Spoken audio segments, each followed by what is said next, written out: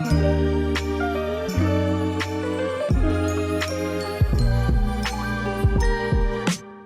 Swedish group once sang that I don't want to talk about the things we've gone through. Well, that wouldn't make a great podcast interview, and luckily my guest this week, Stephen Mowbray, was still free and took a chance on me.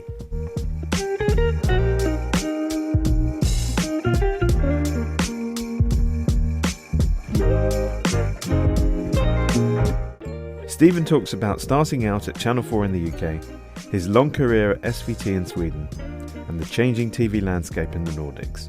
Here comes Pod. Here we go again.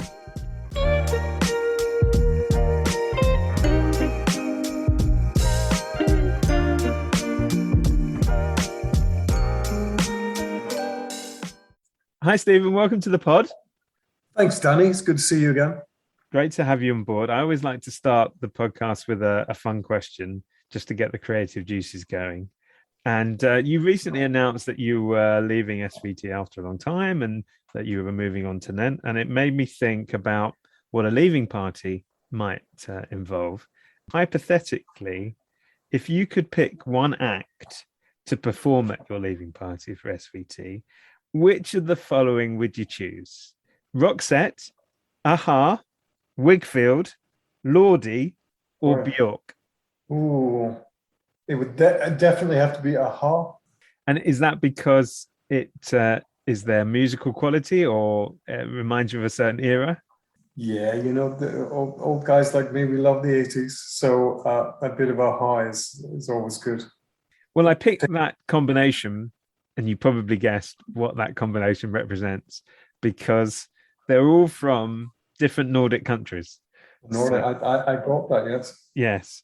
That points to some of the themes that we'll address during the course of the chat, particularly the idea that the Nordics are so monolithic, which I think is clearly not the case. I used to think of them as one country as well. But when you live here, each has their own character and taste and ideas. I would say we were cousins rather than brothers and sisters. To kick off, how did you get started in TV? Was that something that you were always fascinated by, or did it just happen? Even from an early age, I was fascinated. I always loved television, and I studied media and communication, and immediately was lucky enough to get a job with the BBC in Glasgow. They had a scheme at that time called attachments. So I was sent from Glasgow to London, and after about a year and a half, they wanted me back in Glasgow. But I had been smitten by the lure of London, and at the same time, Channel 4, which had recently started, were looking for staff. So I jumped across to Channel 4. And what were you doing at Channel 4 in those early days? I started off working with rights. They had a team that was, because everything was being produced by independent producers. So we had to make sure that the rights, the third-party rights in their shows were cleared. So that's how I got into the international side of things. And what was Channel 4 like in the 1980s? Because it was a very different media landscape then. It was essentially a 4-channel UK market. Sky wasn't a presence. Multi-channel wasn't really a presence until really towards the end of the decade. So it must have been a fascinating time to be there really in the early days of this new upstart channel. It really was an amazing place to be. It was almost utopian because you were surrounded by like-minded people, very creative. I'm not saying that I'm creative and smart, but the people I was working with were creative and smart. And we were daring to challenge the status quo in almost everything we did, from news all the way through to current affairs to entertainment. Everything was done in a different way. I look back at it with respect and very fondly. And then you made the move to the Nordics. Well, what happened was I met my wife, who was working for Swedish television, TV4. We started dating and flying up and down on the weekends, and then she moved to London. And then when we were expecting our first kid, then it was like, okay, I'd been at Channel 4 for quite a long time. Let's try something new. So we moved to Sweden, and I to be honest, I didn't really have a career plan. And in the early days, things just happened. Companies I worked for went bankrupt. I was called about another job. It was kind of out of my hands. Things just happened, but somehow it had a trail. And I was helped very much by the late, great Anna Vigelius, who was a mentor in many respects. She took me into her company, K-World, as head of programming. And then some years later, when she was program director at SVT, she was the one who invited me to join them again. So she has helped me enormously. She sadly passed away a couple of years ago.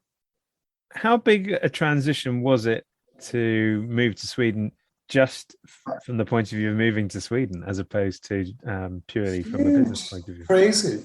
I got a new flat. I got a baby. I got a new job, a new language, all in the same month.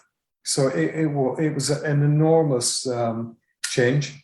And in the beginning, the language is the biggest hurdle, I guess, because even if people speak fantastic English, they prefer not to. So they would begin in English, and then if you were at a dinner or something, it would quickly segue into Swedish. So that was so I made an effort quite early to learn Swedish, and I think that helped prepare me for work and socially. So you joined SVT in 2008 and ultimately ended up focusing on acquisitions. And I was reading that it's over 3,000 hours of content that fall under the remit, which is a lot. How do you manage acquiring so much content each year? Well, we have 4 genre bosses for film, factual, fiction, and kids. And each of them has a small team under them of buyers. So that's how it's broken down. We do a lot of versioning. So if you take in, particularly the factual and the kids department, they work very much with making things look and feel as Swedish as possible. So we take in a show from a natural history show from the UK, then we will revoice it. So unfortunately, Attenborough's voice is rarely heard here, but we have Henrik Ekman, who is the kind of voice of Attenborough, and we change all of the signage and everything. So it feels there's a lot of shows which go out on SVT that people don't even associate with being acquired. And then there's film and fiction that I work closely with, and there it's just subtitling. But we're buying. I mean, I buy series, and we have 400 to 500 hours a year. Is a lot. How does public service broadcasting in Sweden compare with the UK? I would say the model has always been the BBC for many years. Until a couple of years ago, it was a license. It's now paid for by tax. There is no advertising. There's no sponsorship. It's very much the BBC way of doing things. And we report to a board, which in turn reports to a bigger board, a more politically steered board. So it's very much like the BBC in many respects. In some ways, there is a lot of collaboration between different broadcasters within the Nordics. Very much, yeah. We have something called Nordvision, where we share programming between the companies. Then you may have heard about N12. We share 12 drama productions. Each company produces 3 a year, which is in a central pot. And for a minimal fee, we broadcast shows from DR and NRK and YLE and vice versa. So we work quite closely. And then I think from an acquisition perspective, we got a lot closer during the pandemic. Before Corona, we would meet with our acquisition counterparts around the big markets, MIPCOM, BBC Showcase. Now we have a call pretty much every week where we're sharing ideas, intelligence that we've heard about. We do a lot of acquisitions together where one of us will lead the negotiation on behalf, because most of our competition is Nordic in its focus. So that way the distributors have one contact representing the 4 countries. That increasing collaboration, is that a reflection as well of the changing market circumstances within the Nordic regions? And that is sort of a function of the evolving US studio strategies and the fact that some of the streaming services are now pan-regional. Does that has that changed the way that you do business? Absolutely, yeah. I mean, you have to when the competition is Nordic, then you have to react as a Nordic group. It would be naive of us to think that a small country like Sweden or Norway could go up against. I mean, the streamers like Apple and Amazon, even they're buying Nordic rights now. So it's very, very important that we react as a Nordic group. But going back to that issue that you're cousins rather than brothers and sisters, there must be circumstances where some kind of show or film or whatever it is has more resonance in maybe one or two of the markets and then means nothing somewhere else or just doesn't connect. And does that present issues, or is it just going back to... I would say previously it was much more of an issue, but there's much more pragmatism now. So I think we work to get the deal done rather than work to find problems. I mean, it's very, very rare that a show comes along where we're split 50-50. But I mean, sometimes there'll be one country which is less keen. But for the team, they will throw in. Generally, we have fairly similar views on programming, but all of us have to be a little bit pragmatic and flexible. Is UK content in particular really important for you at SVT and also the others as well? Absolutely. I think without doubt the UK is the largest supplier and the most loved source of programming for the viewers. British crime is always bankable. British content, I think, is actually improving. It's moving forward. It's renewing itself. So I think the Brits are doing a great job just now. And it's funny you talk about British crime because, of course, Nordic noir in particular has become such an important genre. How does it do domestically? Nordic noir, it does amazingly well. Our own produced fiction is always the most seen programming of the year. So we do a show like Thin Blue Line, which we had earlier this year, topped all of the ratings. But the problem is we can't do enough drama. It's very, very expensive for a small country, a population of only 10 million. So we produce about 6 or 7 drama series per year, but we'd love to do much more than that. But at the moment, it's restricted budgets. So we have done some co-production in the past, but it's finding a co-production partner who doesn't want to get into the same territory rights-wise. So we work with Netflix and NENT, but their key territories are also Sweden as well. You get to a point of sharing rights, which is complicated. And you mentioned NENT, and that is your next destination. That's going to be more in the commercial world. Do you think that's going to be a big transition to move from the public service mindset back into this big commercial organization? In a way, commercial television is the easiest to work for because you have a very clear goal. You know what you want, that you're selling either advertising or subscriptions, and it's very connected to it. You know, to figures that you can respond to. Public service is much more varied. It can be. I mean, we produce a lot of shows or buy shows, which we know are not for a wide audience, but a certain audience will like them very much. It takes me back a bit to Channel 4 days because they would say that they wanted a public which found their favorite show once a week. It wasn't an idea of you should watch Channel 4 every night and love everything that we broadcast, but there should be things that you would only get on Channel 4 and you would love it for that. And public service is a bit like that. We go for the wide audience one night and much smaller the next. Is it going to be interesting to work across all of the territories in the Nordics? So yeah, the core responsibility I have will be Nordic, but I think NENT is a very ambitious company. The idea is that to roll Viaplay out in lots of territories, and that will be interesting to find content that will have an appeal over multi-territory rather than just Swedish or Nordic. So looking back, what series are you most proud of buying, or maybe the best deal? Which is the one that you think, yeah, I got that right? I mean, when you do my job and you have 6 or 7 slots a week, every month, every year, pretty much what you're trying to do is keep consistent.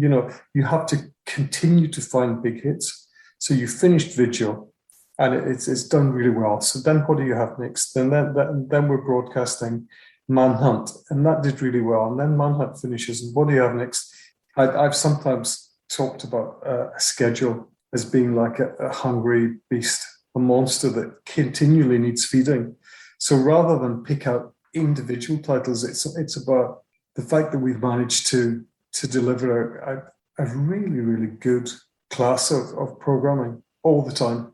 That for me has been the biggest achievement, but finding programming. And nowadays we're buying programs usually 9 to 12 months prior to delivery.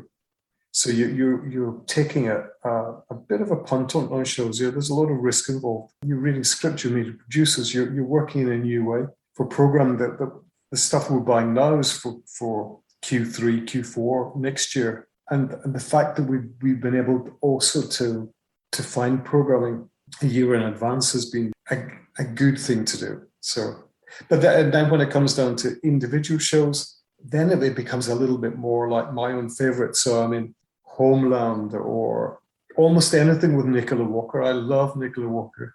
So, Unforgotten and The Split and Scott and Bailey, all of these shows that we've had, and you see her career progress, and she becomes better and better as an actress.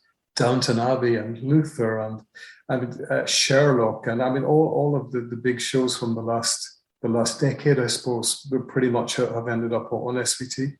So we've been extremely lucky to have good relationships with a lot of distributors and managed to find a great output. Well, that's certainly worth knowing for the audience out there. If they're thinking about casting decisions and the Nordic region is important, then putting Nicola Walker on the attachment list could be very helpful. But relationships are key, right? That's the crucial component, I guess, of what you do. I think so. It's about, and also being, well, I was going to say being a good guy, but you can't do anything these days for a quick buck. It is about building relationships, not screwing people over, being there for them the next time. So longevity, I think, is quite important in what we do. Yeah, and that's having a bit of fun as well. It's not all about deal making. It's also about people that you want to work with. MIPCOM was back last month on a smaller scale, but it was great. I was there and it was great. What was your most memorable market? It could be a MIP or a MIPCOM or an LA screenings, one that really stood out. And do you think that they have a future, that markets will continue to be a big part of what we do? I do hope. I mean, just as we were saying, it is quite a social business that we work in. And we've managed for the last 18 months to conduct ourselves remotely. But I think face-to-face shouldn't be underestimated. So I hope that we continue. I mean, the only thing is the whole concept of a MIP and MIPCOM is that thousands of people from all over the world come to one place. And it's the kind of ultimate anti-corona concept. But if we can get to a point where we feel safe enough to do that, then I hope that in some form that the major markets continue. I mean, I've been going to MIP and MIPCOM for such a long time. I used to sell programs for Channel 4. And at the end of that, I would fall asleep in the taxi on the way to Nice Airport because you would be so exhausted. You meet different people, new people. Your mind is constantly thinking about new ideas. So it's a very creative time to be at one of these markets. Or if you go to LA and you see 70 pilots in a week to sit in a cinema for 7-8 hours and just see new TV programs, it's quite an experience. By the end of the week, let's say for the screenings, the LA screenings, is it really hard to really focus on an individual show or an individual slate? Do they all start to blur into one? No, I think what happens is the really good shows stand out and the other ones you forget very quickly. Well, when I screen, I give every show a mark out of 10. So when I make a little note of who was in it and what it was about, and then I said, whatever, 7 out of 10. And after a week and 70 pilots, there's maybe 5 of them which got an 8+, and an awful lot of them, which you forget. You know, I remember when we saw the pilot of Homeland, and you just had to see the next episode. You know, it was, and that was the kind of, it's one of the kind of magical pilots that, and they hadn't produced episode 2, but you desperately wanted to see it. And based on that, we did buy the series and had it for whatever, how many years they did, 8 years. I remember a lot of the HBO pilots, they would have a screening on a Sunday morning in a big cinema. And that was always like one of the talks of the town. What would you pick as a career highlight? If you look back, you're telling the grandkids, that's the thing that defined me. I would say maybe taking SVT into the digital age. We were very much an old school public broadcaster. Then we launched SVT Play, which has become now bigger than the main channel. So we had to have the rights, which allowed us to capitalize on having this great player. So I suppose that the fact that in the last few years we've managed to deliver box sets and new ways of publishing and new consumption of fiction has really, it's helped SVT, and I think we've maintained a relevance. So it's just because there are other streamers in the Nordics, SVT Play is very much up there. And I think my little group has played quite an important part of that. So this is the part of the podcast where I ask my guest for their lockdown film, book, music choice, and TV box set. What would you choose if we had to hit another lockdown and found ourselves confined again? Well, lucky enough, up in Sweden, we didn't have any lockdown, which was, it must bamboozle you. But I mean, during the whole period, everything has been open: restaurants, shops, bars. So we've been extremely lucky. But I do understand how tough it was in the UK and other territories. When it comes to a film, strangely, I was thinking about this. I would say maybe a Hitchcock classic, a Rear Window, or A Strangers on a Train, or 39 Steps. I love those kind of Patricia Highsmith, Hitchcockian classics. So those always keep me guessing. Then for a book, nowadays, I used to read really a lot. I was a big reader, and now I read a lot of scripts and a lot of stuff online. So it would either be that, a script, or a page turner, a beach summer read. No Wallander or Yo Nesbo? Or I'm trying to think of the last really great book I read. I can't think of anything there. Just a kind of crime or thriller. Then when it comes to me, I like a lot of music. I make a new Spotify playlist every month, and I've done that for about 10 years. So what I do is I make up a list and I play it until everyone at home is fed up hearing it. But I never get rid of them. So what happens is I make up, and then I go back to a list 5 years old and play it again, and then it feels great again. So so there's always music at home. If there was one artist that you had to put a playlist together for, who would that artist be? Probably Depeche Mode, because I can play Depeche Mode again and again and again. Much to my wife's daughter, she doesn't like them at all. You just can't get enough. You just can't get enough. Just can't get enough. Yeah, exactly. No, but that's why. But Depeche Mode are always good. But I mean, I listen to a lot of contemporary music as well. You asked about box sets. I'm really, really bad at that. Once I've seen a series, it's very rare that I will watch it again. Even if I have great intentions. We thought about watching Succession 1 and 2 before the new season came out. And the fact that I have so much to see, I always have a list of shows, even early cuts and things that I have to look at. So that there's always, I always have about 5 series on the go at any one time. Both myself and my wife, we watch a lot of TV. So both programming that I've acquired, but programming on the other services as well. So we consume several series a week. After all this time, TV still gets me excited. You know, I still love a good drama, or I can find something and I'd just be passionate about it.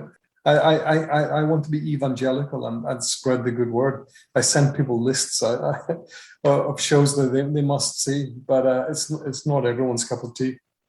I think my lockdown media question, this is the first time that I've had a guest who wasn't locked down. So it takes on a whole new dimension. Yeah, we were extremely lucky, or we had a different view on things. Well, Stephen, thank you so much for being a guest on the podcast. It's great to hear about your career today, and of course, wishing you all the best of luck in the new role at NENT, and look forward to more Nicola Walker coming to a screen near you and many other places as well. I hope so. Thanks a lot, Tony. It's great to talk.